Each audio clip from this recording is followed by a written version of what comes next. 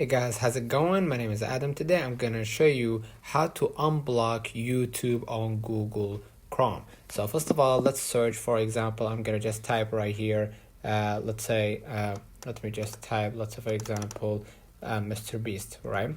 So I'm gonna just type right here, Mr. Beast, and I'm gonna just hit enter right here.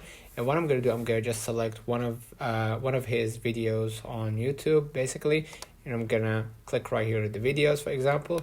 And I'm gonna just go ahead right here, and I'm gonna just open the link in a new window, or I'm gonna just go ahead and copy the link, and I'm gonna just choose to copy the link, right? So move along to the next step. What I'm gonna do, I'm gonna just go ahead right here and paste the link that I just copied, and I'm gonna just go ahead and just detect from the the C right here from watch question mark V equals, and I'm gonna just erase that, and I'm gonna type embed. All right, and what I'm gonna do, I'm gonna just type right here, embed, and I'm gonna just hit slash, and basically just go ahead and open up the video, and the video will be opened. Let me know in the comments if this video helped you. Don't forget to like and subscribe. Thank you for watching.